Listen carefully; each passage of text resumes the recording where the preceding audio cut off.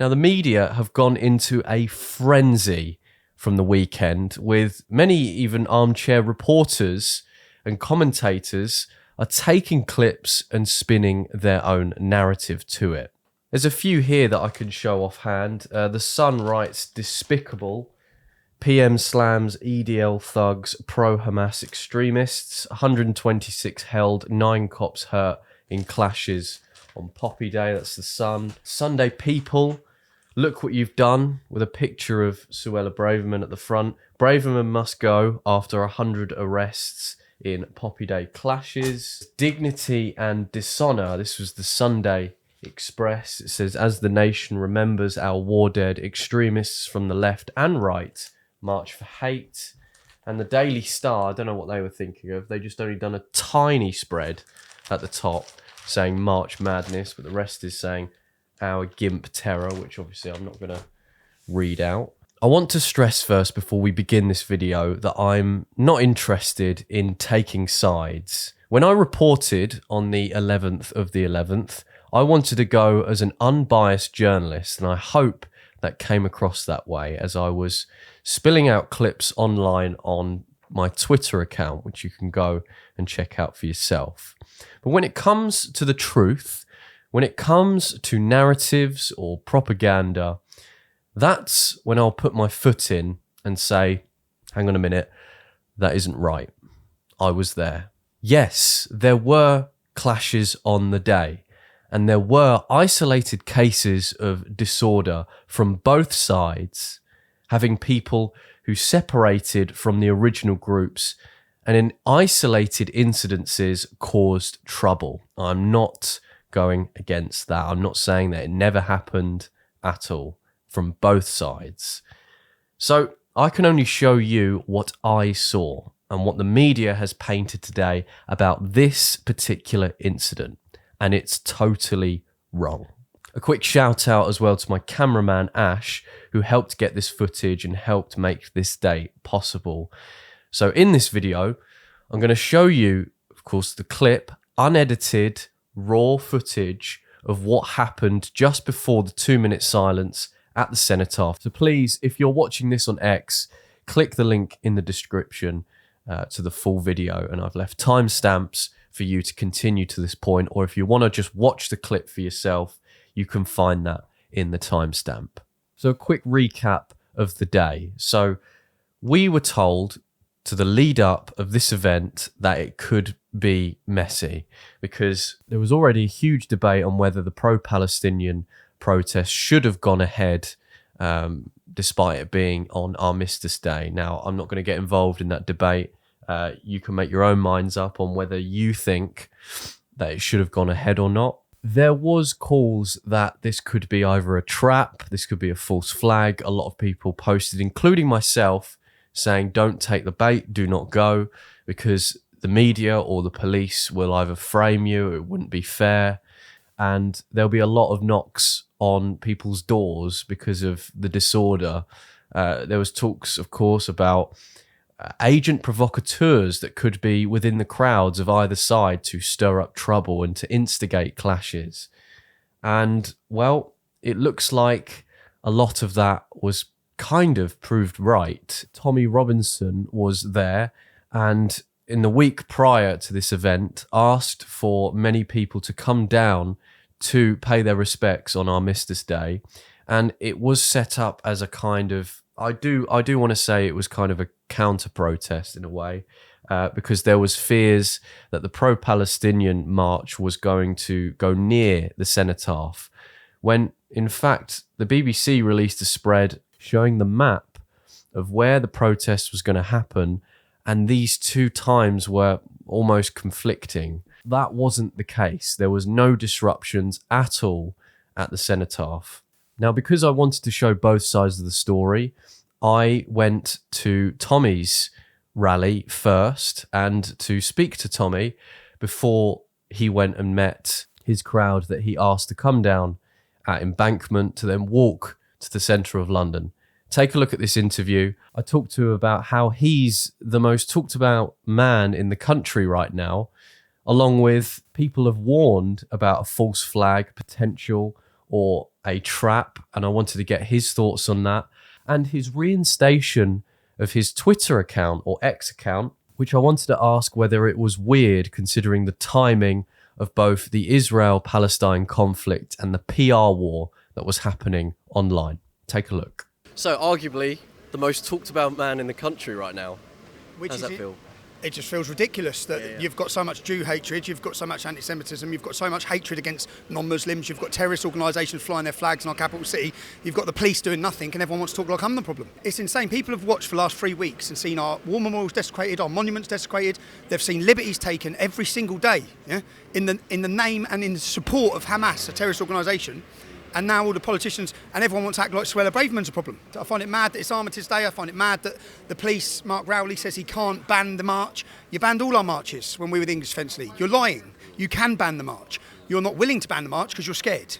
You're already appeasing them. That's why you haven't made arrests. They're promoting hatred on our streets. You're not doing anything about it. We've seen imam after imam after imam calling for jihad, holy war against non-Muslims. You've done nothing. You're arresting people, you're pulling people over saying about it's racist if they have their English flag. You're telling our armed forces not to wear their medals. We're in total clown world. Why are we here today? I'm here because I want to show my respect for our armed forces, for all the people who have fallen and sacrificed for this country, and don't want to see our monuments desecrated on such an important day. And the police can say, oh, we weren't going to let them near. You've let them near every week. You've let them climb them every week. You've let them fly their terrorist organisation banners off them every week. You've let them spray paint them. You've done nothing. So unfortunately, no one has faith that the police will prevent them from doing this today. So I think there'll be lots of lads out today. How do you feel about many people online saying that today might be either a false flag or a trap? How do you feel about that? I feel that when I started my activism in 2009, we challenged Al-Mujahideen, who are now a prescribed terrorist organisation, but at the time they weren't, and for a decade they'd been allowed to roam and promote hate in our country, and no one had done anything about it. Only when they were confronted by the English Defence League did our government act and our police forces act. They then used laws that they already have to implement against these terrorist organisations. We have laws. We can prescribe Hizb ut-Tahrir. They're a terrorist organisation in most Arab nations. The people behind this rally today, one of them is a Hamas terrorist. He can be deported. We have all these laws, but the government don't seem willing and the police don't seem able to enforce them. So when they see a resistance, I hope it triggers them to realise they need to do something. A lot of people are circulating around about you being reinstated. It seems, what about the timing? Yeah, about the timing. Yeah. What's your thoughts on that? My thoughts are that Ayatollah Khomeini, the extremist radical who controls Iran, he has a Twitter account. He's called for the destruction of the state of Israel, the only Jewish state. I think that all of these Islamic radicals have Twitter accounts, and I think it's pretty embarrassing that, and unfortunately, there's been no opposition voice. There's no mainstream opposition voice to what we're witnessing happen in our country. For the last 3 weeks, the British public have seen everything. They've seen that we were right. They can now see the danger and the threat we're under. And I hope Elon Musk has said, give them a voice. Because unfortunately, most people are thinking things but are too scared to say it. Yeah. I'm not scared to say it. I'll say it. And the timing, do you think it's weird at all? Or? I think that there's a massive battle going on in the West right now. And I think that certain voices are prepared to say things. And maybe that's why we were reinstated. Because to balance out this argument, because the only people who have a vocal voice are far left extremists and Hamas supporters and Islamic radicals. Well, there needs to be a voice to counter that. There needs to be a voice to counter that. After this interview, we began walking to Embankment, where Tommy met the crowd and decided to lead all the way to the Cenotaph. Now, here is the video that proves that the Met Police instigated the scuffle just before the Cenotaph. Now, I've stitched together all the clips in chronological order so we can watch as we go. Let's have a little look at the clip here. So, police are starting to now mobilise.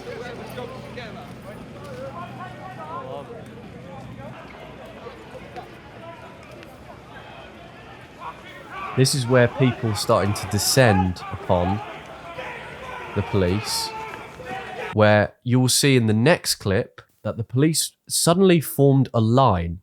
I don't know why they decided to form a line to start blocking people from attending.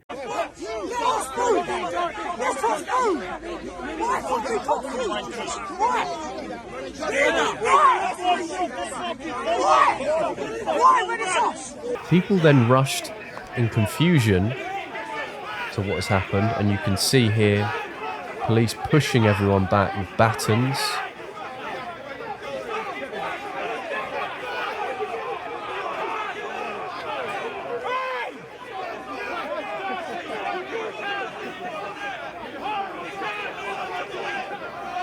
Why have the police blocked everyone from getting to Cenotaph? I don't know. I don't understand it.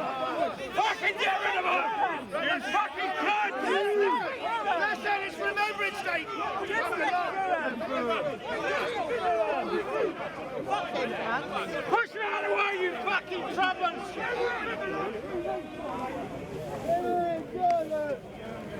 My cameraman now walks to try and get a better angle. There's kids there as well, as you saw.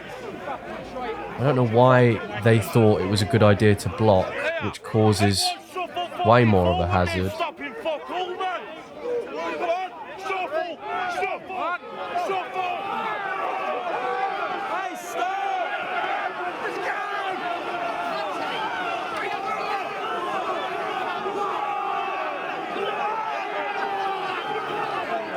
And this is when the police broke their line.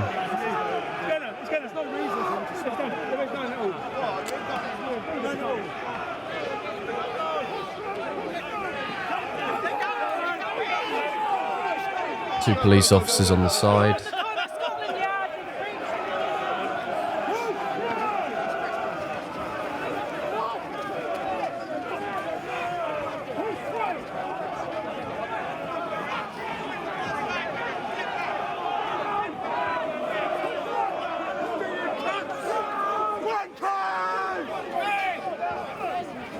Police then form another line for some strange reason to block people from once again trying to attend. People just went round the other side.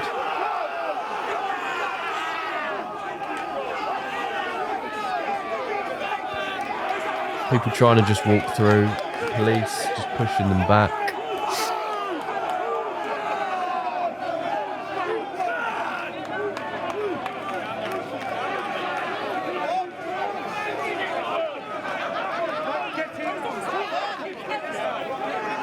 Police pushing.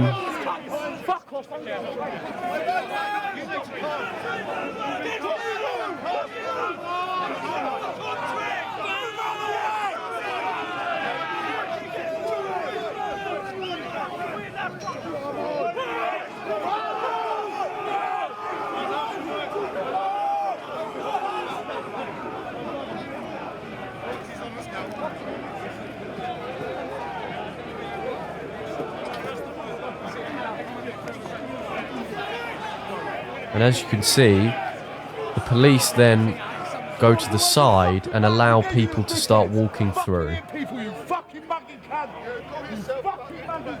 That's obviously not helping.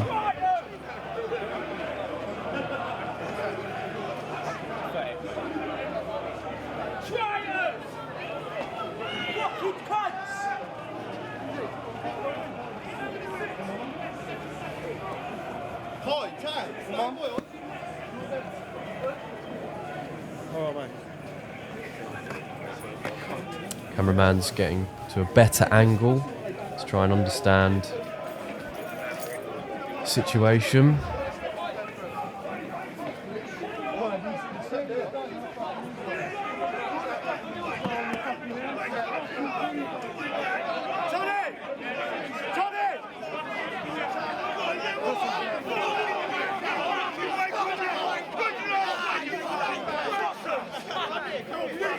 There's a particular police officer here that was being pulled back by his colleagues, and then yes, you can't really see it properly, but he then went and hit someone who was going to attend.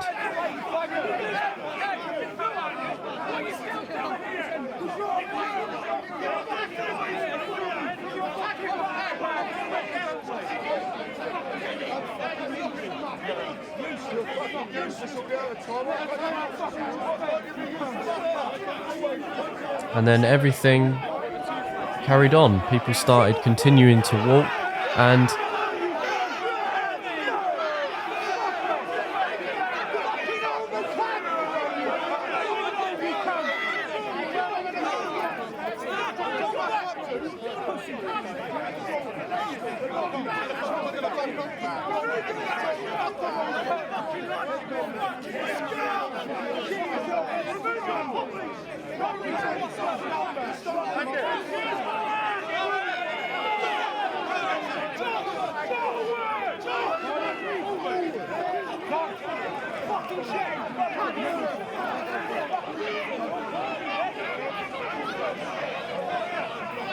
The man grabs the baton. He shouldn't have done that.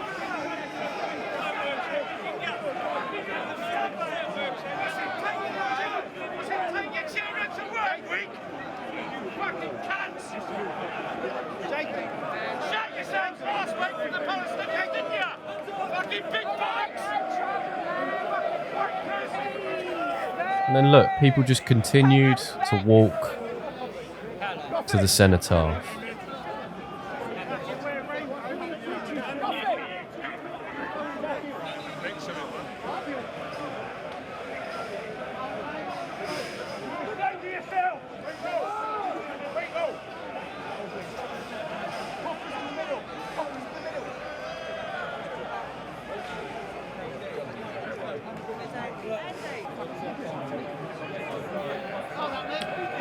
BBC just straight outside.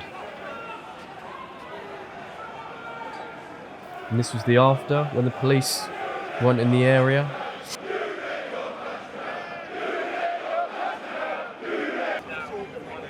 And a man confronts the police after and says, "Why did you charge us?"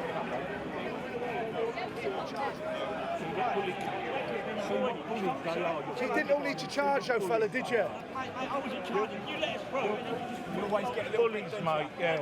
You always go a little bit too much, don't you? No, that's because you're not charging us. Come on, I'm not getting involved. No, nor am I. But you do go a little bit too much, don't you? After this, the crowd was completely silent for the remembrance of the fallen. Take a look for yourself.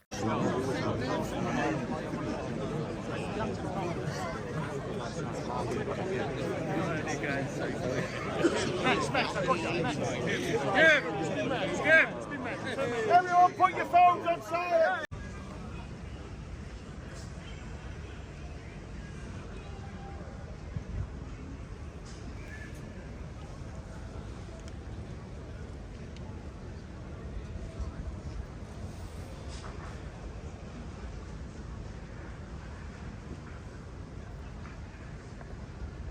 So what do you think? Now, after watching this, it's clear as day that the police, or the Met Police, instigated trouble by deciding to try and block people from attending the Armistice Day 2-minute silence, and even drawn batons to try and push people away and contain people. When confronted after at the end, there wasn't a lot to say. Everyone attended, everyone was peaceful, everyone was calm. I want to just stress, though, that there was isolated cases throughout the day after the remembrance, after the 2-minute silence. I'm not discounting that. But the media leapt on this immediately and began spinning headlines that you saw in the papers the next day and online. If you value my work, please like the video, comment your opinion. All opinions are welcome. And consider hitting the subscribe button for more content. Thank you.